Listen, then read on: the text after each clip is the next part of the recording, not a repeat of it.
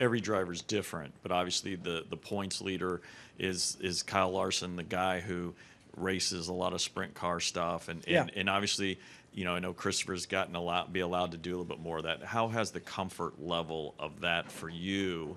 And do you see that as something that is helpful, or even though it's a completely different Yeah. piece of machinery? I think I think here's kind of how I feel about it. I think these guys, some of them, they don't have other hobbies. They don't have other things they want to do. And so I think it's kind of a thrill for them, and they love that. And it gives them something to do during the week when they're not all consumed with the cup stuff on the side. So that's kind of how I look at it. Is I think there's got to be a balance to it, because this is where you're gonna, I think, wind up making a career out of it. Obviously, this is where you financially going to make everything about. And I always talk about, I think NASCAR is the place that someday when you sit down as a granddad, you're going to talk about NASCAR because that's how important it is in your career. And so I think you kind of go through all that.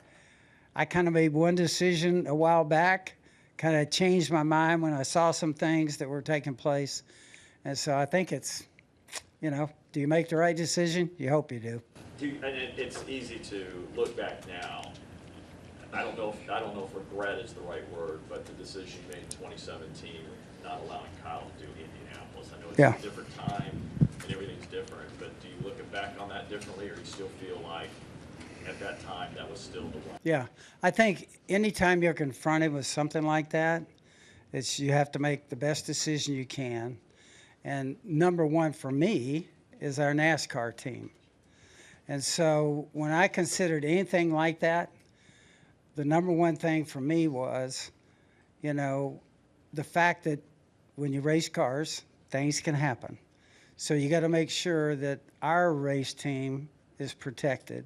So basically what I said was, if you can get me an insurance policy that says whatever races you would miss, okay, to protect our race team and our sponsors, that I would okay it. But that's really hard to do.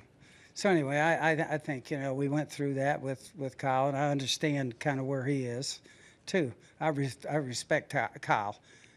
That guy is gifted. He did so much for us. Okay, he had a big part in putting our race team where it is. I think he's 56 wins or something. And so it's a big deal for us. I really respect him. He and Sam and Brexton now, all they got going on. I think it's awesome.